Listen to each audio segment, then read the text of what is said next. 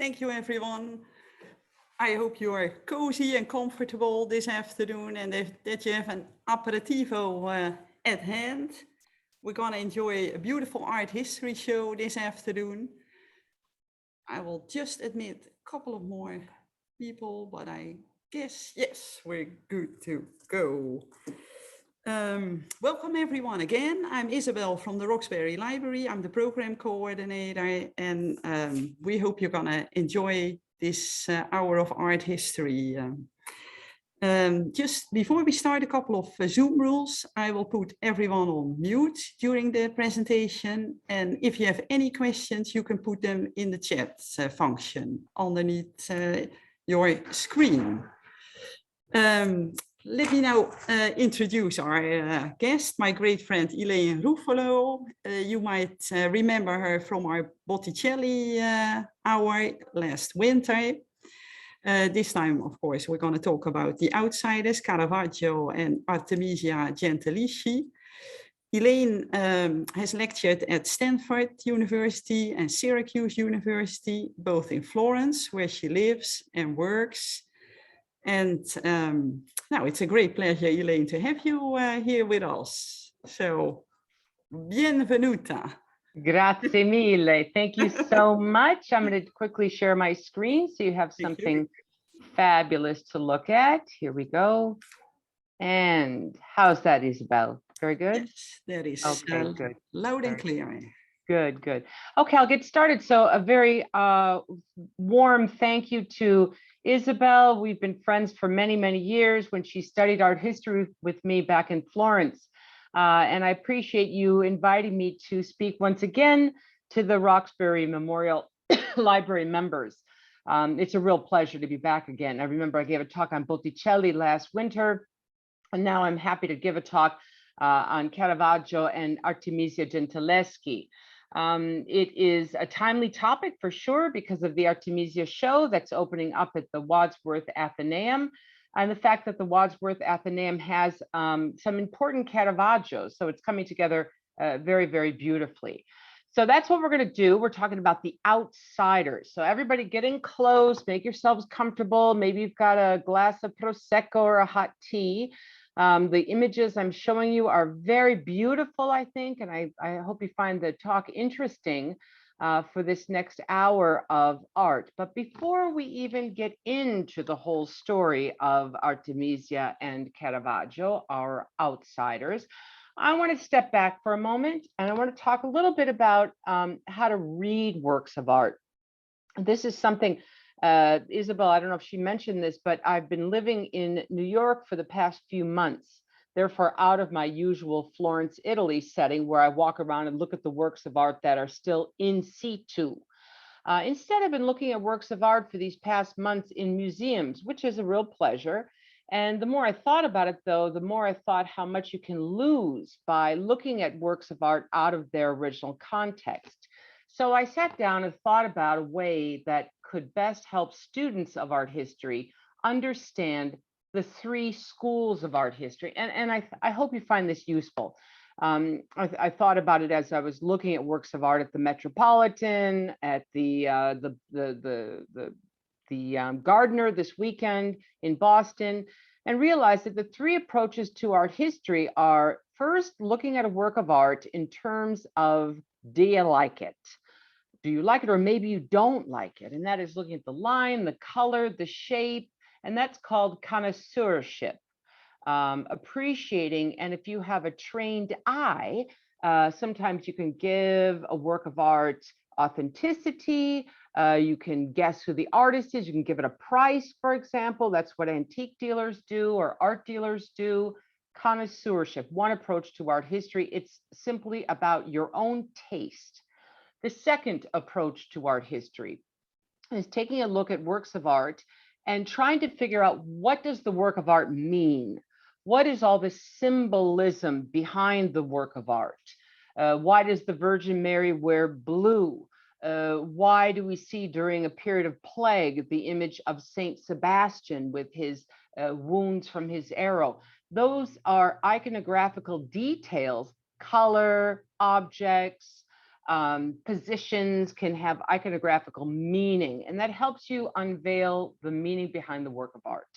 And the third approach of art, and this is how I was trained, is called social art history, which means that we take a look at who paid for it, the personality of the artist, the economy, the politics, what was going on at the time. And it makes you step into the period in which a work of art was made. It's also known as Marxist art history. So the three approaches to keep in mind and ask yourselves, the next time you're in a museum or a gallery and you're feeling a little overwhelmed, stop and look at the work of art and ask yourselves, do I like it? And why? On a visual level, how do I read the work of art in terms of symbolism? And then how does the work of art reflect the period in which it was made? Okay, so that is something I'd like you all to keep in mind when you analyze works of art. Now let's turn to the outsiders. Sex, slander, sodomy, pedophilia, violence, and murder. Caravaggio was accused of all of these crimes, and unfortunately, most of them were true. He was notorious, he was violent, he was impetuous, a kind of James Dean of his day, the bad boy of the 17th century, no doubt. Now, what we know about Caravaggio comes from two sources. One, Giovanni Baglione, who was his biographer. We always have to be careful with, because Giovanni Baglione hated Caravaggio's guts. He was jealous of him. And the other source is from his extensive police record.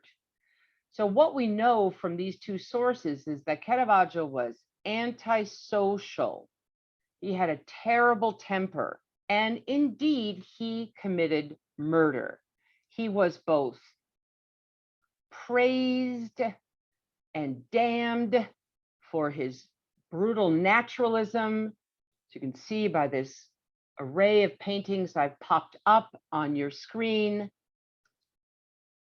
he painted things as he saw them. Caravaggio managed to restore naturalism. I mean, after decades of the flights of fancy of the Mannerists, Caravaggio was like a bolt of lightning shooting through the 17th century, yet he lived only 39 years. When he died, he had no workshop, no students, yet he influenced a generation of painters. Now, the best way to appreciate Caravaggio and later Artemisia, these outsiders, is to put them into historical context. And that again is called social art history. So we have to go back for a moment and realize that Caravaggio was born in the period of what's called the Counter-Reformation, when a new spirit had taken over the Catholic Church. And here, of course, is wonderful St. Peter's. When this new spirit had taken over the Catholic Church after a long period of abuses. Now, we're going to go back for a moment and realize that the nadir point of the papacy, of the Roman Catholic Church, occurred with the election of the Medici popes. And I'm showing them here on the screen. In the center is Leo X. He was obviously a Medici. He's looking over at his cousin, whose name is Giulio de' Medici. Cardinal Giulio de' Medici will become Clement VII. And both of these popes were truly corrupt. I mean, they had a glittering papal court, no doubt. Leo X was intelligent. He was a bon vivant. He got along great with Raphael. He threw great dinner parties, but he spent and emptied out the papal coffers. He also practiced simony, which means the selling of offices, indulgences, which means if you pay the Pope enough money, he will reserve a special place for you to get out of purgatory. And of course, nepotism, where he gave offices, political offices and church offices to family members. And there it is in this painting by Raphael. You can see him looking over at his cousin, who he gave the title Cardinal Giulio de' Medici. I love the expression on their faces. It's as if he's saying, I'm not dead yet, wait your turn. But at this period, with the shaky ground with the Roman Catholic Church, it will not come to a surprise to any of you that this is the moment for protest, which is, of course, where we get our word Protestant. In 1517, Martin Luther, the Augustinian monk, shown on your left-hand side, is going to pound up 95 theses at Wittenberg Cathedral to protest the excesses of the papacy. On your right, you can see King Henry VIII, who in 1534 crowned himself the head of his own church called the Anglican Church. And this, of course, not only was a spiritual crisis for the church, capital C, but it was also a major economic disaster for the church. Because if you are no longer under the auspices of the authority of the Pope, you don't have to pay Peter's pence. Therefore, you didn't have to pay your tithe back to the church. And that will be a major economic loss to the Catholic Church. Then, just to make things worse, in the year 1527, while that Medici Pope I showed you, his cousin Giulio becomes Clement VII, who's now appeared on your left-hand side. He is going to be on the papal throne when Charles V, who is on your right-hand side, comes in, and his troops, Spanish and German troops, are going to swoop down from northern Italy, where they had been playing northern Italy on a giant battlefield, and completely sack the city of Rome, creating havoc, setting the city of Rome back at least a decade. It was a violent, horrible attack and needless mayhem and murder, of course. So put this all together, we have this upheaval, social unrest, political instability, violence, the sacking of Rome. Wow, what a period. Well, enter in Pope Alessandro Farnese, better known as Paul III, who's over there on the left side of your screen. And he decided that the best defense against this Protestant Reformation, trying to bring Rome back on its feet, was really the best defense was a well-planned offense. And they go into attack formation with the new order of the Jesuits leading the way. The official position of the church, this is called the Counter-Reformation, was stated in something called the Council of Trent. And that's going to meet sporadically between 1545 and 1565, where the church is going to reaffirm dogma. What dogma? Transubstantiation. That is the belief that the body and blood of Christ is in the wafer and the wine. It transforms to the real thing. The priesthood, of course. Priests taking a vow of celibacy. The existence of purgatory, and above all, the supreme authority of the Pope. So Paul III and the later Counter-Reformation popes are going to call upon artists to support the church through splendor and powerful images. And Rome was alive with new vibrancy and became the artistic capital of the world. So that intro is quite important to understanding the art of Caravaggio and Artemisia, because they are reflecting the Counter-Reformation, which is a direct reaction to the Reformation with Martin Luther and the Anglican Church, and then, of course, the Protestant Reformation, which was spreading throughout Europe. So now Rome is alive. She's going to the other end, make it grand, make it over the top. And so what we find, written out in the decree of the Council of Trent, is what art should be for this period. Baroque art should display a religious fervor, clarity of narrative, no confusion on what's going on. Of course, we want to have splendor. You know, it's interesting because in the way that Protestant architecture and the lack of decoration reflected this idea of going back to perhaps the original word of Christ, I think what happens with Baroque art is they double down, make it grander, over the top, and bring people back to the Catholic fold. Illusionism, could people involve somehow into the images, dramatic light, movement, and characteristics should have clarity. So it's, you understand the stories, accuracy, don't waver off into different parts of the story, but make sure it's clear, taken from the lives of the saints, decorum, not too many nude figures or figures. That's the time that Michelangelo's, for example, Last Judgment will receive all of the loincloths over the genitals, emotion, and of course, accessibility.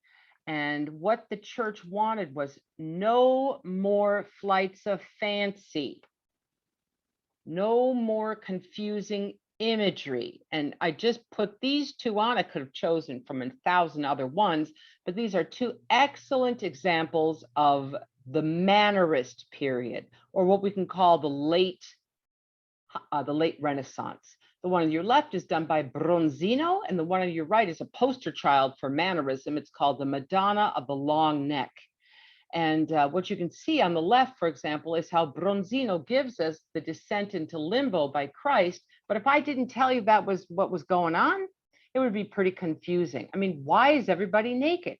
And why do we have these sensuous, gorgeous, languid, nude women holding up her left breast?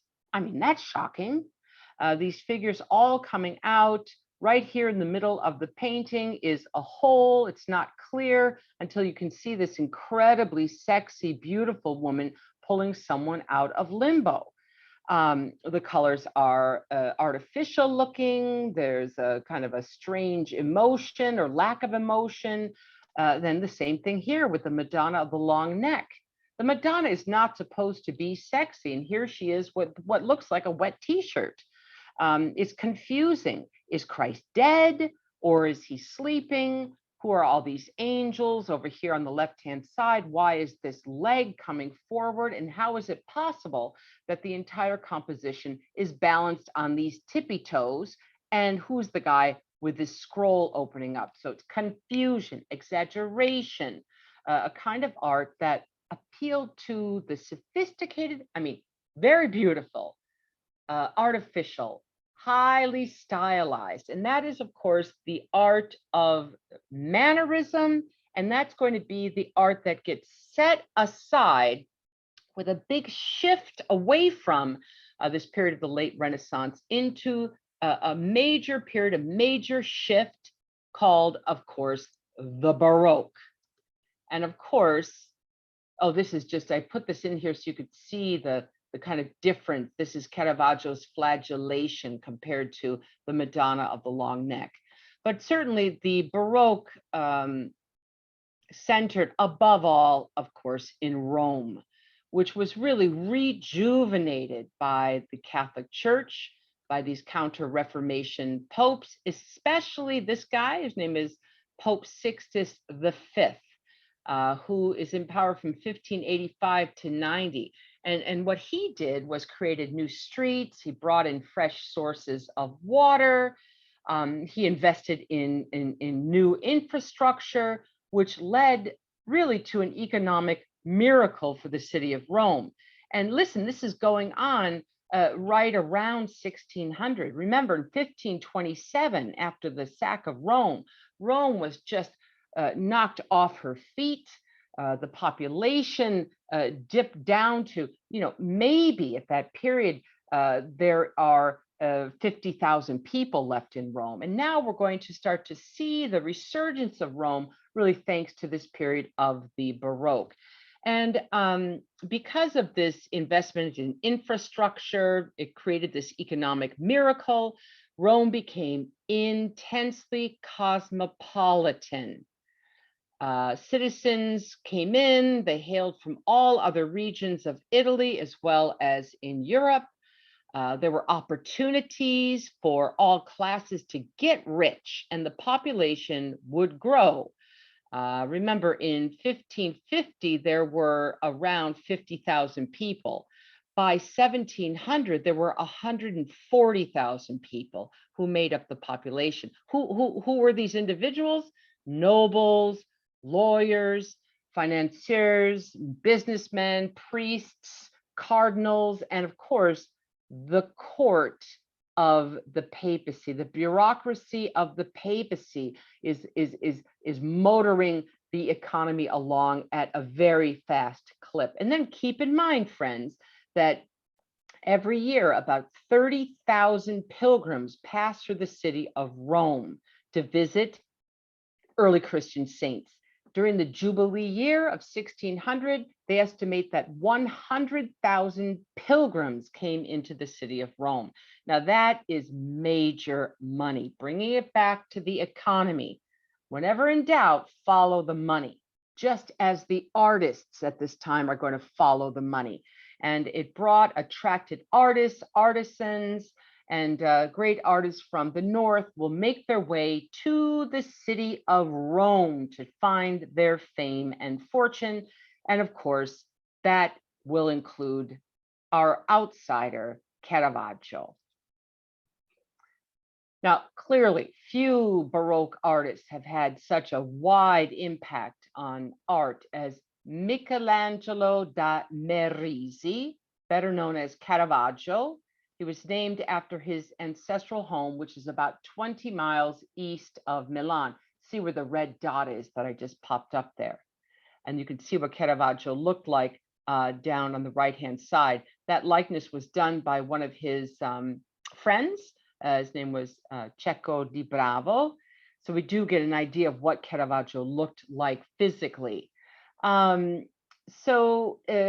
working, he's born in Milan, spends time in Caravaggio, he goes back and forth. His training really was first under this character, whose name is Simone Petruzzano, who is a rather feeble painter, as you can see from this particular painting, which is confusing, highly stylized. Figures look like posed dolls. He liked to think of himself, Simone Petruzzano, as a disciple of Titian because he trained under an accolade of Titian. He even signed his name, Simone Petruzzano of Titian. But as you can see, it does not have the mastery of Titian. It's confusing. You know, who's the figure up here on the right-hand side? This figure over on the right-hand side as well, with his head thrown back. This stiff figure here of Christ. I mean, of course, he's dead, but he does look posed like some kind of a doll. This coming together of Mary and Christ is sort of a pastiche of Michelangelo's Pietà. It lacks kind of the inner spark, and that's who Caravaggio studied with. But surely he's not inspired by this man. I mean, he probably would have learned how to make paintbrushes and grind up pigments and apply oils. And furthermore, Petruzzano was predominantly a fresco painter, which Caravaggio did not like to do. Maybe he did one fresco in his whole career. Instead, what I would argue is that Caravaggio instead was inspired by Northern artists, Northern Italian artists, I should say. Giorgione over here on the right-hand side, this is his image of the three musicians, and I just paired it with Caravaggio's musicians. In the center, I can see this wonderful portrait done by Lorenzo Lotto, similar to this kind of half-length figure that Caravaggio does with the boy of the basket of fruit. figures who are in deep contemplation, such as this young boy by Caravaggio peeling fruit. And down below, perhaps Leonardo, more likely a Leonardo follower of the musicians. And those are the kind of artists that Caravaggio could have seen. And of most importance, Caravaggio, before he comes to Rome, we think that he stopped in Venice. Now, I can't prove that, but it seems likely that he made his way down to the south via Venice. And when you do a little comparison of this love of light and the emergence from a dark background, as you can see in this beautiful work by Titian called Flora, which is at the Uffizi today, and Caravaggio's, well, this is called the Sick Bacchus, but you can see again this enjoyment of the flesh and the figures emerging from the dark background in this interesting kind of pose and gesture. And last, to just finish up his his training, I think the figure that reminds me most of an early Caravaggio is this lovely painting by Lorenzo Lotto. It's called The Holy Family and St. Catherine.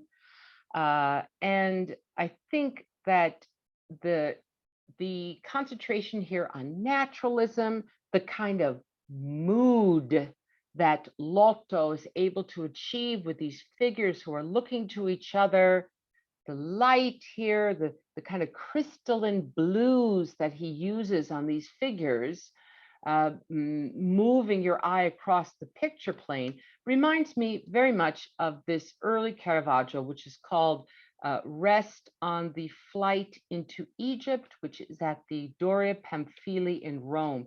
Beautiful, quite early 1590s. And can you see that there's this comparable introverted mood? You see the Holy Family. Mary is shown here. She's weary and dozing off, holding the Christ child. Joseph, also weary, is resting on this big sack and saddle.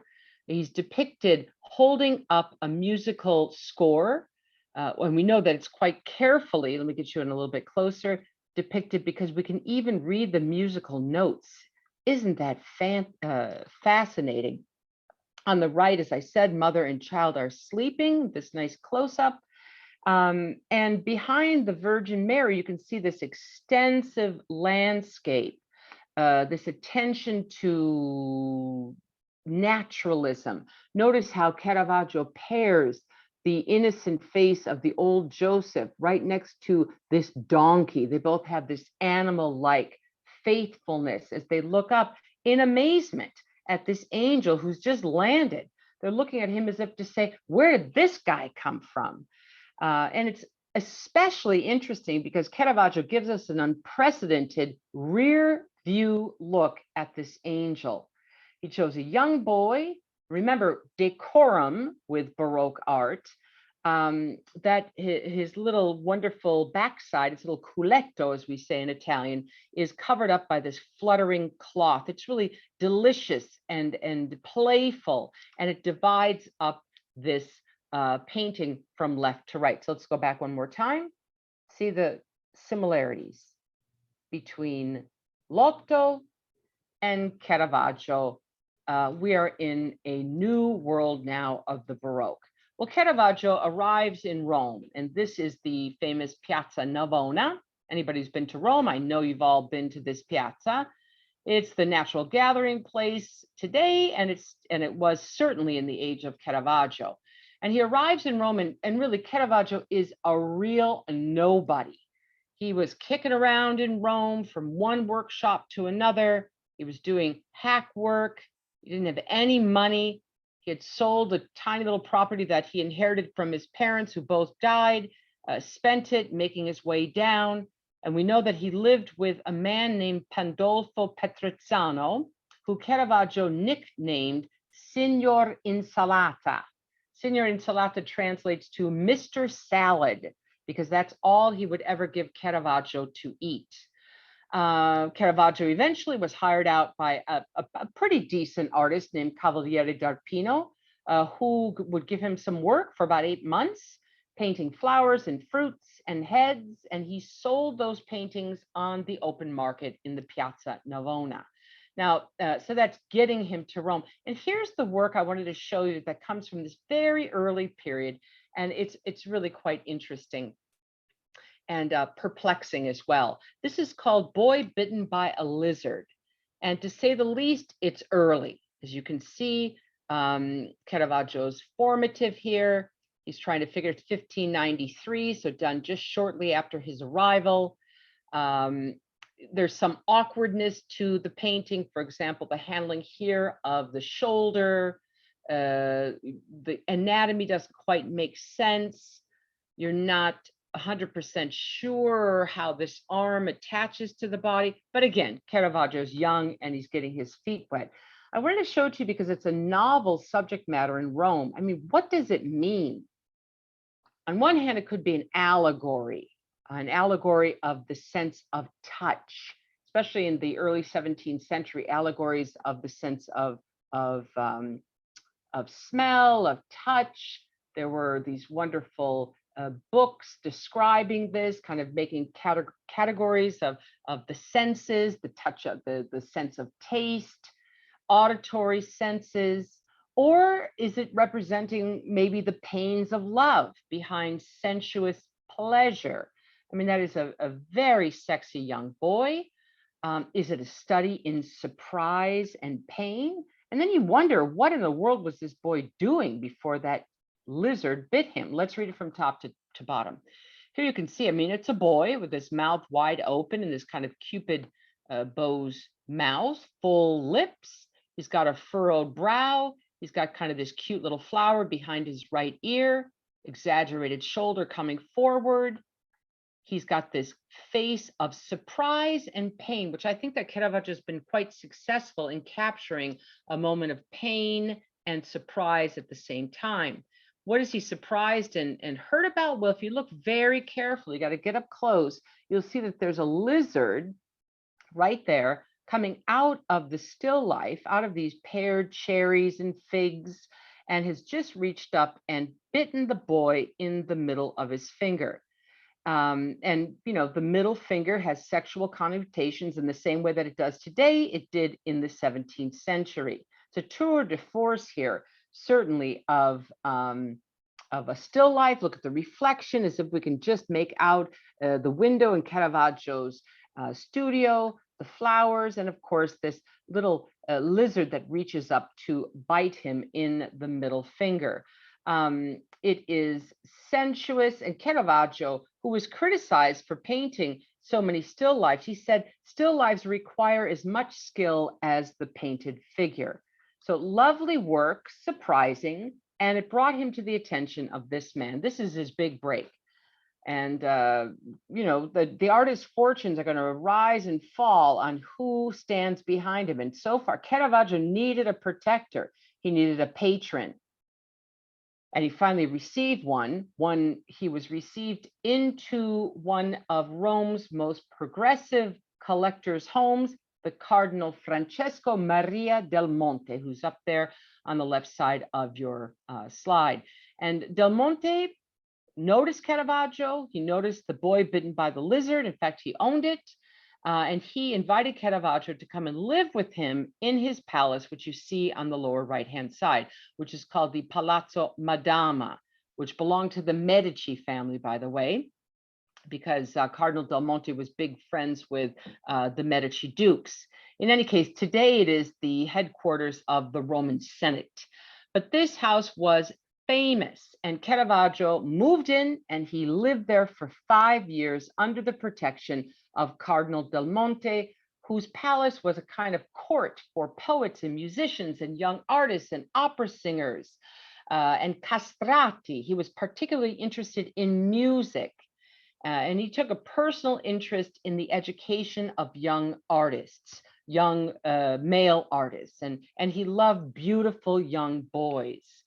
And Caravaggio was not the only artist living there. He had a whole collection of these young artists who were working for him. I also have to admit, not just music and young boys did Cardinal Del Monte appreciate, but he had an active interest in natural science, and he was a big supporter of Galileo Galilei since 1588. So I don't want to paint a picture of complete debauchery. I want to paint a picture here of a wonderful Baroque court. And really keeping in the theme of Cardinal Del Monte's interest in music, Caravaggio's very first painting for him is this lovely, lovely image, which is called The Musicians. And this is at the Metropolitan, of course. In the inventory of Cardinal Del Monte, it was called Una Musica, which can mean that it was either an allegory of music or a depiction of a concert. And in another way, it's also a kind of depiction of figures getting ready for a concert. All right, let's read it. You've got a large montage of individually studied figures that Caravaggio has placed on the picture plane. And they're arranged in 3 closely interlinked spatial planes. The first, the boy on the right with his back to us. We enter into the boy that looks out at us, to a figure just looking over his shoulder, to, as you can see, an image in the back who looks like a Cupid figure getting ready for the concert. So he uses the still life, the boys, etc., as a kind of gap between the viewer and this really lovely scene. All the figures are half lengths, rather like the Giorgione I showed you a little bit earlier. And he fuses a real concert with the idea of an allegory of music. But as I said, the painting goes deeper than just an allegory of music. It directly relates to the patron and his circle of friends. It seems to have captured a moment just before a performance. Look at the feminine looking lute player right here, looking out at us. I'm going to get you a little closer with his full lips again. You can just make out his tongue, this bent bow of his lute, which is traditionally very hard to tune, almost a phallic placement of this, not almost, a phallic placement of this. Then you can see over here on the left, this little Cupid figure looks like he's eating grapes, getting ready for the concert of almost taste. He's alert, full, beautiful. The figure who looks out at us with his lips parted has kind of a faraway glassy gaze. So it can be read on many levels. It's an allegory, a scene from everyday life. It reflects the patron's interests, and it captures this fleeting moment of preparation before a concert. Same period, Caravaggio, now well ensconced in the Cardinal's palace, and this is the famous Bacchus, which is at the Uffizi, which Cardinal Del Monte would have appreciated. Here he is, a young boy who looks right out at us. We know that that is actually a portrait of one of Caravaggio's friends. His name was Mario Minetti. And Bacchus is offering us out a glass of wine. Notice how we can still see the ripples on the surface of the wine, the attribute, of course, of Bacchus, the god of wine. Here in his hair, look at the grapes and grape leaves, looking like the fall colors that we're in right now. He looks boldly out at us. He's wearing some kind of a god's white toga. He's got a big basket of fruit in front of us, a bowl of fruit, and he's just tugging on the black sash to unveil his fruits above the fruits. I mean, you can all see the metaphor, get the gist behind this. It's really quite shocking. And the more you look at him, the more you think that he looks like a geisha girl. I mean, he's got makeup on. Those Joan Crawford eyebrows, full lips, red face, white body. He's got a farmer tan. Look at the red hands, the filthy fingernails. Tour de force here of foreshortening. And he's offering you this bowl of fruit, reclining on these rich white robes. He's leaning on what? If you look carefully, Caravaggio's shown us a dirty pillowcase peeking out from underneath. And you certainly wouldn't take a bite of any of those fruits because they're filled with wormholes and bursting with rot. So Caravaggio's got these double entendres going on here when he's working for Cardinal Del Monte. Let's do another one. Same period. Get away from the young boys for a moment, and you can see the history paintings that come out of this early Roman period. This one by Caravaggio is called the Judith and Holofernes. And now what he's done is he's plunged the viewer into this dark, violent world. So the earlier works were daylit in the background, but now Caravaggio is developing something called Tenebrism, which means the kind of mood created with the lights and darks. It's an exaggeration of, say, chiaroscuro. The source of this narrative is important for us because we'll see Artemisia do it in just a moment. It comes from the book of Judith. It's the telling of the story of a Jewish heroine named Judith who saves the Israelites from the armies of the Assyrian general. The Assyrian general's name is Holofernes. They were on the Israelites were losing. Judith gets all dressed up, perfumed, and with her maid Abra, makes her way to the general's tent. She has a meal with him. She gets him drunk. She presumably sleeps with him. And while he is sleeping it off, she takes out her sword and she grasps his hair, holds it up, and plunges the sword through his throat. She said, "Give me strength, Lord God of Israel, today."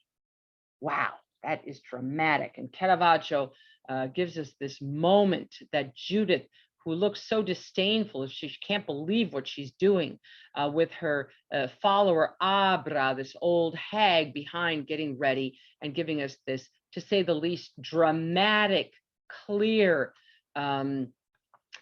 image that is unforgettable. And then, because of course you're all so close to the museum of the Wadsworth Athenaeum, please don't forget that this lovely image of St. Francis in ecstasy also comes from this same period under the patronage of Cardinal Del Monte. I shouldn't have said patronage, I should say protection, because Cardinal Del Monte is setting up Caravaggio with all kinds of different patrons. This is under the ambience of Cardinal Del Monte. And this, what he does here is he gives us this sublime St. Francis in ecstasy. It's an extraordinarily refined statement of spiritual love in physical terms. So it's touching on a Franciscan theme of two themes, actually. One, it looks like the stigmata where St. Francis receives the wounds. But it can't be, because there's no celestial vision of Christ appearing to him shooting down rays of light. It can also show us St. Francis being consoled by an angel after his stigmata. So Caravaggio is kind of playing loose and fast between those two themes. And it's an unusual image. She's in the arms of a lovely boyish angel who could, easily represent Cupid if it was out of this particular Franciscan context. We know it's Francis only because he's wearing his Franciscan habit. Otherwise, it could be, seriously a depiction of divine love. So there's an ardent love that has transported Francis. Remember, Francesco Maria del Monte. So there's always connections back to Del Monte, to this kind of mystical moment. And it's pretty interesting as well, because this corresponds perfectly to a time that the church doesn't want to show the images of the saints' activities during their life. We don't see St. Francis chatting with the birds here, or doing the Christmas crib. Instead, it's shown in this ecstasy, transported to something spiritual. And that is the spirit of the Baroque. Wow. Well, I hate to say this, but despite his success as an artist, Caravaggio began his self-destructive path towards exile. His aggressive behavior appears in the police records just around 1600. For example, he was accused of attacking the captain of the guards at Castel Sant'Angelo in 1601. 1603, he was accused of libel and slander. 1605, he wounded a notary in the back of the head with his sword. In Piazza Navona, he had a dispute over a woman, probably a prostitute, and he threw stones at his landlady's window when she was ticked off because he hadn't paid the rent in 9 months. Well, these incidents culminated in a fight on the 28th of May in 1606, when Caravaggio and a certain Ranuccio Tomassoni, to whom Caravaggio owed a great deal of money, were in a tennis match. Caravaggio lost the tennis match, got angry, and killed his opponent by thrusting a sword into his thigh. The result was the death of Tomassoni, and Caravaggio was condemned to death. Anyone could claim the prize on Caravaggio's head by bringing him back dead or alive. Caravaggio fled first to Naples, and then to the island of Malta, and then to Sicily, all around Sicily, and then back again to Naples. And it just popped up the circles where those places are. And finally, in 1609, he boarded a boat from Naples to Rome and ended up contracting malaria. He never made it to Rome, but instead he died of fever and rage on the hot beach along the Tuscan coast of Porto Ercole. He had no money, no family, no friends, and he wasn't even 39 years old. And he died as he lived, an outsider. So this remarkable story of Caravaggio is even more exceptional when you consider that he was so young. What might have been? So despite having no students, no workshop, his legacy lived on for the next generation of artists, who are called the Caravaggeschi, including Artemisia Gentileschi. Artemisia Gentileschi, she's oftentimes judged as the most gifted female artist of the 17th century. And this is, again, timely because of the big show at the Wadsworth Athenaeum, which, by the way, I'm going to go see on Saturday from New York on November 20th, because it's such an important show. I cannot wait to see it, and the Artemisia and Caravaggios that we're talking about. And it's important to realize that in the Baroque period, a woman's place was in the home as a mother or a wife and a mother, or at best, a nun in a convent. And the fact that Artemisia did not follow that track is in and of itself astonishing. She was determined to have a career. She was talented. She wanted to travel. She wanted to obtain commissions, and she wanted to attract the attention of high rolling patrons. And she did that. Now, she trained under her father, and you can see him. I just popped him up, Orazio Gentileschi. So Artemisia's mother died when she was only 12 years old, and her father allowed her to train as a painter and provided a chaperone for Artemisia. There were no other children. The chaperone's name was somebody named Tuzia, who lived in the home and took care of her.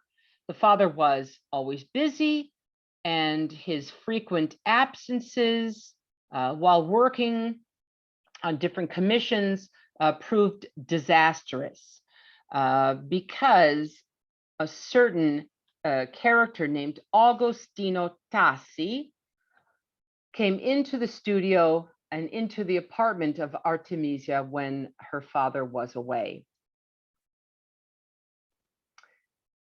Agostino Tassi was a tepid painter. He was a serial liar. He was a pervert, a social climber, and he'd already raped his sister-in-law and was suspected of murdering his missing wife, a cad. In May 1611, when Orazio was away from the house, Tassi attacked and raped Artemisia. Orazio brought him up on charges for deflowering his daughter, essentially making her unmarriable. And we know a lot about this trial because it's all the court records from 1612 still survive. And we know that the trial involved an excruciating physical examination of Artemisia to be sure she was telling the truth. They actually wrapped cords around her fingers, pulling them tighter and tighter to make sure that she was divulging the truth. And she shouted out, "È vero," which translates to, "It's true, it's true." And that's all especially horrifying considering that, that's going to be the source of her livelihood. This beloved nurse apparently ignored the cries of Artemisia. She was probably complicit on the attack. And eventually Tassi was found guilty, but later the sentence was overturned. And now Artemisia, of course, was damaged goods. But she did have one weapon, her paintbrush, where it could be said that she unleashed her pain and anger in her works of art. In the end, Artemisia managed to marry a Florentine painter, moved to Florence in 1612. She had 4 children, and she became the very first female member of the Accademia del Disegno. Here's another portrait of Artemisia in the guise of Saint Catherine of Alexandria.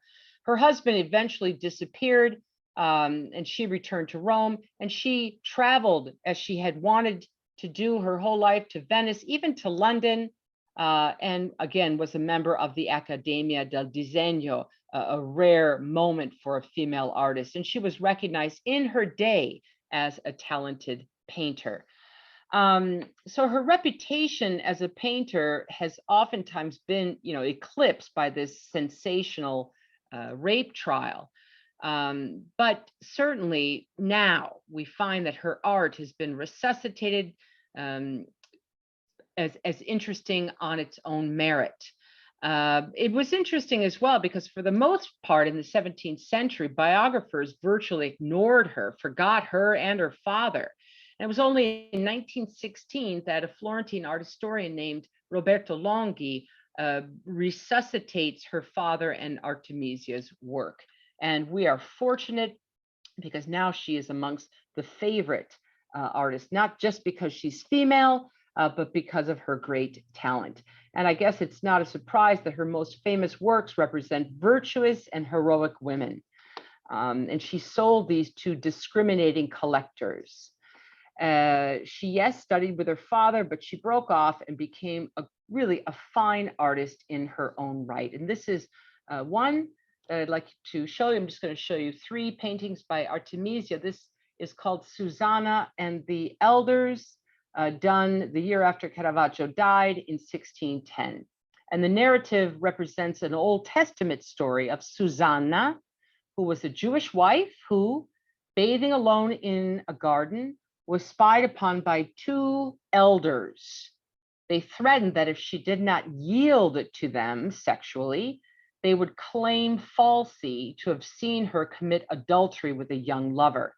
And that was, of course, a punishment, a crime punishable by death. Susana refused. She was brought to trial, something that Artemisia, of course, could relate to. The judge uncovered the ruse and condemned the men to death. And Susana became the emblem of chastity and truth. And Artemisia shows us this moment and this unusual composition with these 2 old men leaning over together. One's got his hand on the back, another picks up his finger, holds it to his mouth to say, "Shh, don't cry out." Artemisia gives us a distinctly unsexy, unerotic nude figure of Susana.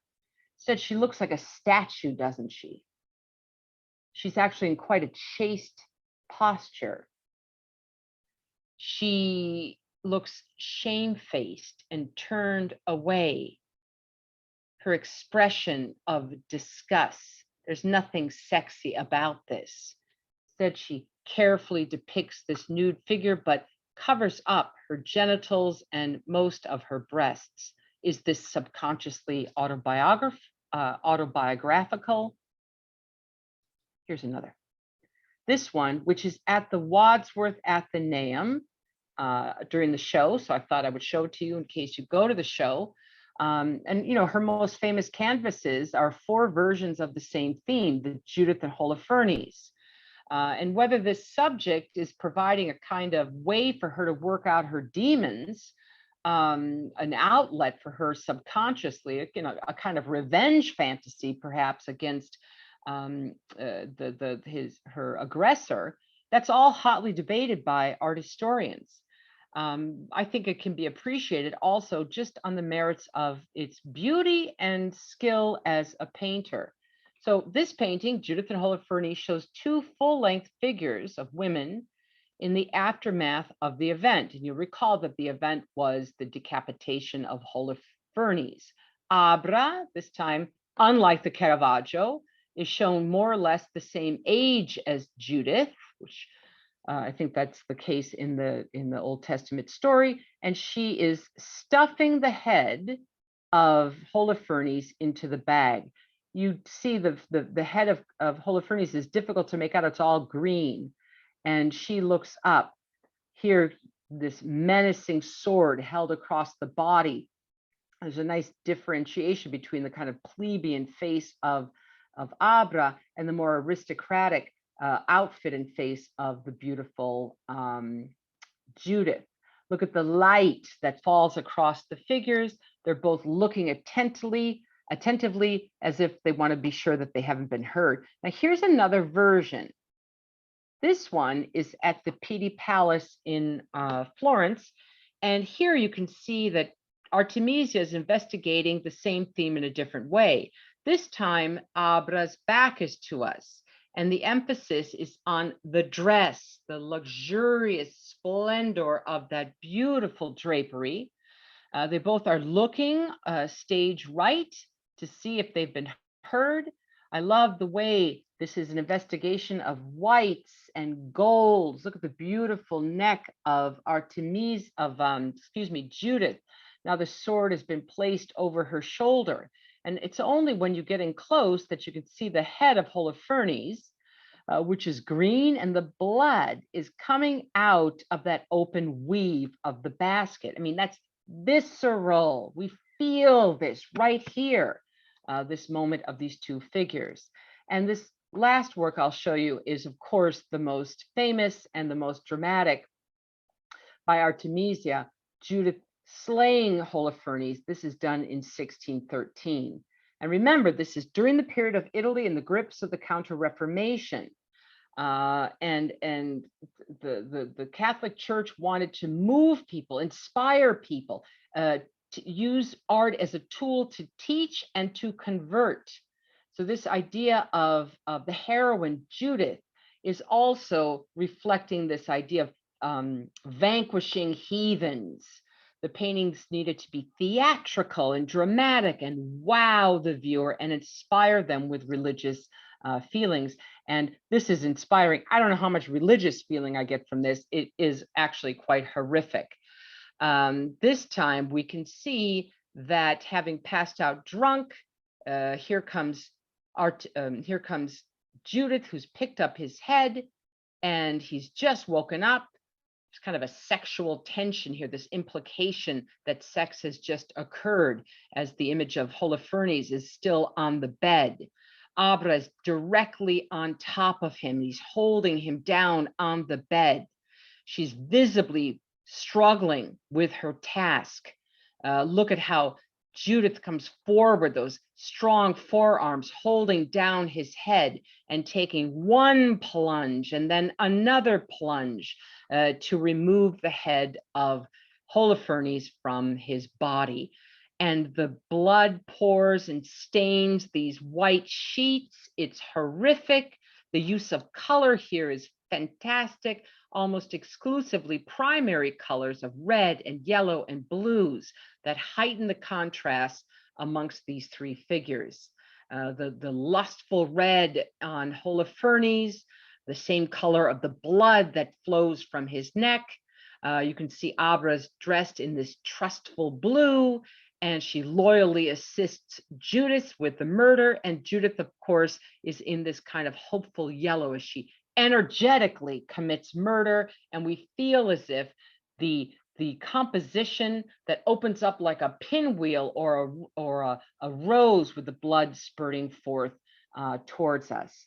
So many scholars read this painting in light of Artemisia's rape, but I think that this is Artemisia investigating this idea of this dramatic moment, a portrait of Artemisia that gaining justice in the same way that Artemisia gained justice in her personal life. She could gain justice in that life, I guess, symbolically with the beheading of Holofernes. This painting is a masterpiece. This painting is a Baroque bloodbath. And this presentation of the outsiders, Caravaggio and Artemisia Gentileschi, I hope links these two really fascinating artists and masters of 17th century painting for all of you. Go see the show, enjoy these two artists, and thank you very much for listening. And I'll be very happy to take questions and comments from this point. Echo. Thank you, Elaine. That was fantastic and very fascinating. We have some questions in the chat. How did Del Monte come to purchase the work? Del Monte ended up purchasing the work through Cavaliere d'Arpino, who was a that's a great question, because Cavaliere d'Arpino is one of the first characters in Rome who's actually dealing in paintings. And this marks an important moment that patrons aren't necessarily asking specifically for a work of art to be made, but it means that they're dealing in paintings. You could go around to a gallery and choose something you liked. So, that changes the history of collecting. Sure. And then, does the lizard have a symbolic meaning in the Bitten boy painting? Is it a reference? Yeah, well, I think the middle finger makes it a sexual reference. I was doing it's funny you asked that, because I was reading about that lizard, and it turns out that the lizard is called an amaro, A-M-A-R-R-O. And it's a kind of lizard that's not poisonous and has almost no teeth, so it doesn't even hurt you. But there is a play on the word amaro. It means bitter and love. So in the Baroque area, the kind of bitter bite of love, there's kind of symbolism, iconography to that. There's also an Italian drink, Amaro, I think. That's true.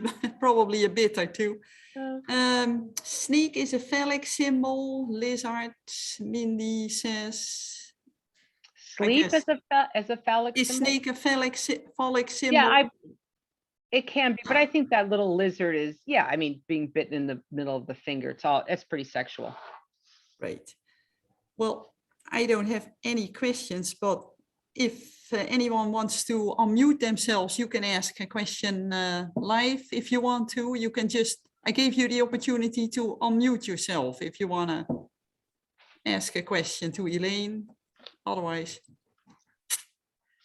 I always think Artemisia or Caravaggio, they're just fabulous artists to study because they're so dramatic, and they reflect this fabulous, interesting period. And the darkness. Thank you, Elaine. Oh, thank you, Mary. Yes, very, I have a lot of thank yous here. My pleasure, my great pleasure. I'm teaching a class right now on Caravaggio. Oh, yes. So it is, I just have the second last week. I teach classes. If you go to my website, elaineruffalo.com. Oh, can I say that? Yes, that's yes, okay, right? please. So on Sundays at 2:00 East Coast, I do presentations on different topics of art history, or I have guest speakers come. And I also teach a class on this. I'm just finishing a Caravaggio class. I'm going to start a class this coming January on the Medici family. So it's a 7-week class, intense, looking only at the Medici and their patronage. And I've been doing those classes but they're all online.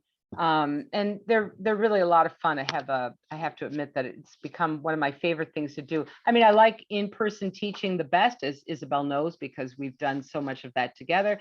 But these online classes really allow you to pull together paintings and explanations that you couldn't do on site. So So join me some Sunday if anybody's interested. join Elaine online, or when you go to Florence, please ask her to be your tour guide. She drags you all over the place there. So. You might be sorry. I grind you down to a very fine dust, in fact. Anyway, this is the Artemisia exhibit, the show in the Wadsworth. And it's up until January 9. Oh, I have to. We have the museum passes here at the library. If you belong to the Roxbury Library, you can check them out and you can go to the Wadsworth for free. If you belong to another library, they might also have the same passes. But it really, I would encourage you, as Elaine did, to check that out. It's awesome. Mm-hmm. So if you're there on Saturday the 20th, I'll be there in the afternoon. Yes, that would be great. Thank you, Isabel, for inviting me. Of course, thank you for being our speaker tonight. And also thank you everyone for joining this afternoon. Our next Zoom will be mid-January and it will be opera in the Baroque period. So we continue with this age. Anyway, have a great evening, everyone. Thank you, Elaine. It was awesome. Ciao, everybody. Ciao, ciao. Bye. Bye. Ciao, ciao, ciao. Thank you.